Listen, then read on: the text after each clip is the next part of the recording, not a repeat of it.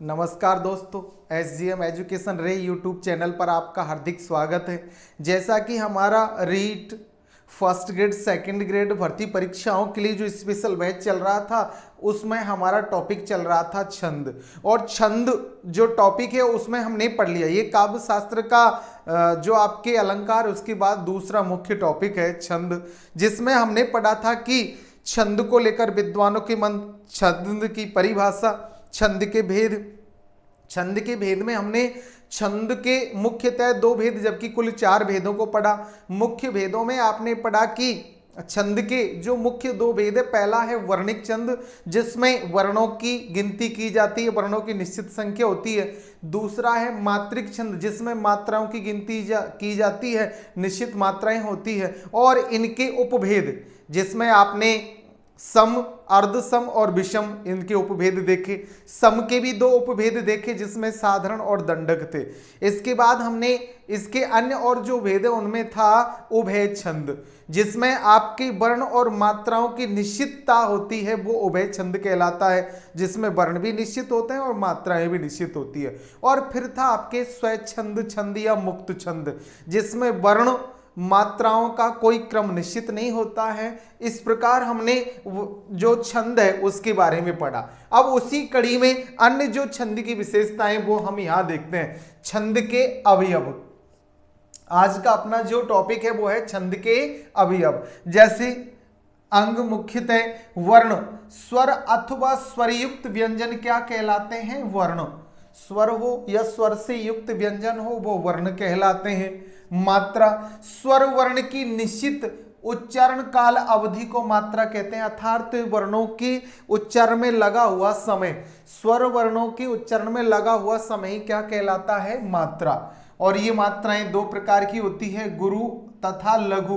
भेद से मात्राओं के मुख्यतः कितने भेद हो जाते हैं? 2, गुरु और लघु। इसके बाद जैसे लघु क्या है, गुरु क्या है, तो लघु, हश्व को लघु कहते हैं। इसकी एक मात्रा गिनी जाती है, ए, ई, उ और री, री, ये 5 ह्रस्व स्वर है। किसी भी व्यंजन में इनकी मात्रा रहने पर वह लघु वर्ण ही गिना जाएगा। ए, ई, उ और री, री, इनकी मात्राएं चाहे जिस व्यंजन में लगाई जाए उसकी मात्रा एक ही गिनी जाती, वो लघु रहती है।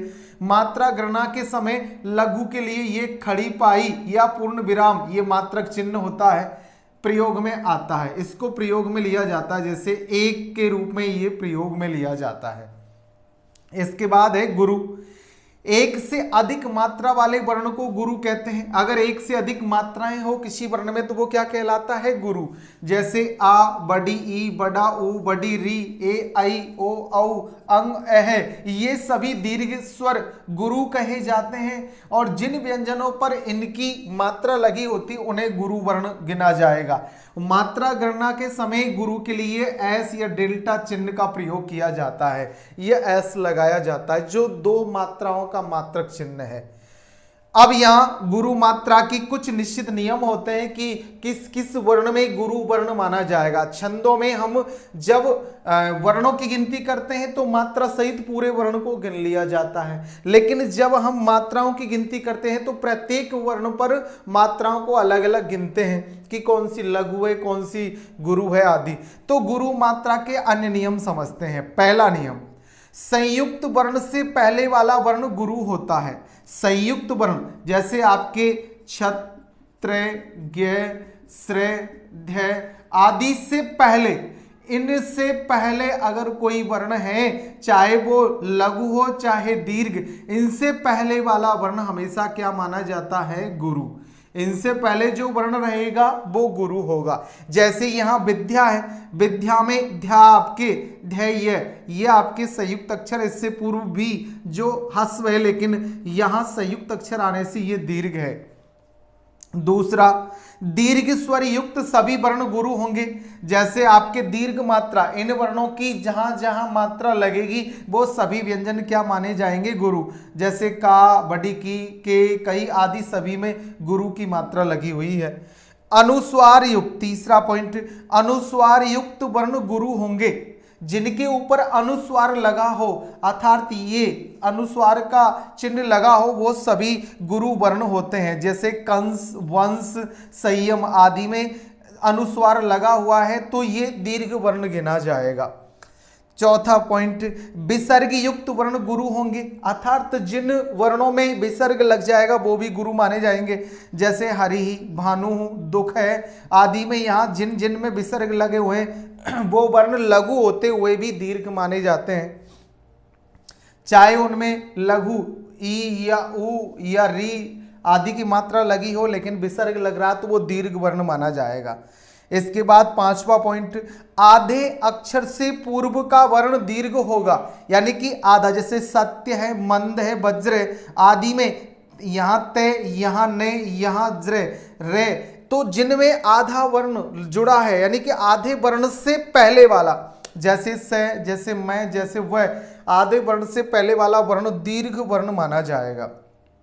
इसके बाद छठा पॉइंट, हलंत व्यंजन से पूर्व का वर्ण दीर्घ होगा, जैसे महत, राजन, शरद, सत आदि में यहाँ ते हलंत, यहाँ ने हलंत, यहाँ दे हलंत, यहाँ ते हलंत, इससे पूर्व का वर्ण लघु होते हुए भी क्या माना जाएगा, दीर्घ।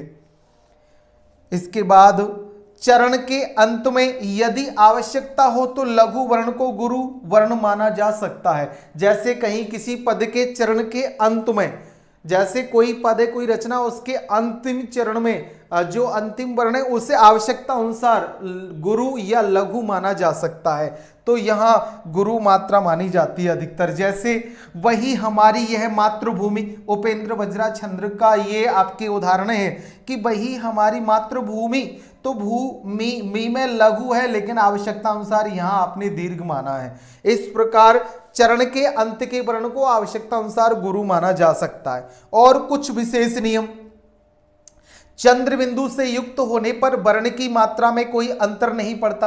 अगर चंद्र बिंदु लगा हो, जैसे यहाँ हंसी है, यहाँ आंख है, तो चंद्र बिंदु जहां लगा होता है वो वर्ण अपनी पूर्व स्थिति के अनुसार रहता है। जैसे ये लघु था तो लघु ही मात्रा है, यहाँ दीर्घ है तो दीर्घ मात्रा लगी है, यानी कि चंद्र बिंदु से मात्रा के ऊपर कोई फर्क नहीं पड़ता है।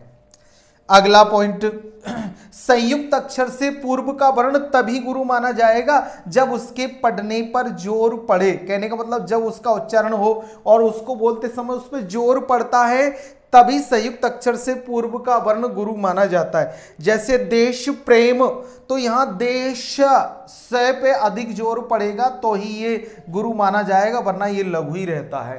तो ये भी होता है कि संयुक्त अक्षर से पहले वाला वर्ण गुरु तब माना जाएगा जब उसे पढ़ते समय उस पर जोर पड़ रहा हो।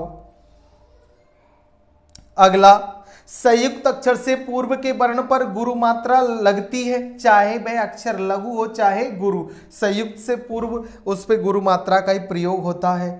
अगला लास्ट पॉइंट, आधे अक्षर पर कभी मात्रा की गणना नहीं होती, यानी कि कोई आधा अक्षर है उसके ऊपर मात्रा नहीं गिनी जाती, न वो वर्णों की गिनती में, यानी कि वर्णिक छंदों में न तो आधे वर्ण को गिना जाता है न मात्रिक छंदों में आधे वर्ण पर मात्रा लगती है। जैसे यहाँ स्वर में जो आधा स है इस पे मात्रा नहीं लगेगी, इस वर्ण में स में आधे में मात्रा नहीं लगेगी। ऐसी प्रकार हम यहाँ समझ लेते हैं। जैसे स्वावलंबन, तो यहाँ से आधा है तो इस पर कोई मात्रा नहीं लगी है, आगे आपके में आधा तो इस पर कोई मात्रा नहीं है। और आधे वर्ण से पहले वाला वर्ण दीर्घ माना जाता है, इससे पहले नहीं, इस वजह से इससे पहले वाला यानी आधे वर्ण से पहले वाला वर्ण दीर्घ माना जाता है। संयुक्त अक्षर से पहले वाला वर्ण भी दीर्घ माना जाता है, और जिसपे अनुस्वार लगा हो उससे चंद्र बिंदु लगा हो उससे मात्रा में कोई फर्क नहीं पड़ता है, यहाँ आ की मात्रा इसलिए गुरु बना है। यहाँ अनुस्वार लगेगा जिस भी वर्ण में वो दीर्घ गिना जाएगा। इसी प्रकार चंद्र बिंदु से मात्रा पर कोई फर्क नहीं पड़ता है। तो हमने जो मात्रा है यानी कि वर्णिक छंदों में तो सामान्यतः हम मात्रा सहित वर्ण को गिन लेते हैं, लेकिन मात्रिक छंदों में मात्राओं के विशेष कुछ नियम होते हैं, उनको आज की कक्षा में हमने देखा कि किस वर्ण पर लघु और किस पर दीर्घ मात्रा का प्रयोग किया जाता है। छंदों में इनका विशेष ध्यान रखा जाता है क्योंकि मात्रिक छंदों में जब मात्राएं गिनते हैं तो इन नियमों का हमें विशेष ध्यान रखना होता है। तो आज की कक्षा में हमने ये देखा अच्छी तरह पढ़े पूर्व की कक्षा और आज की कक्षा। कोई भी समस्या है तो कमेंट से बताएं, अपने मित्रों को शेयर करें, उन्हें लाइक और सब्सक्राइब करने के लिए कहें, खुद भी करें। अच्छा पढ़े, आगे बढ़े। धन्यवाद।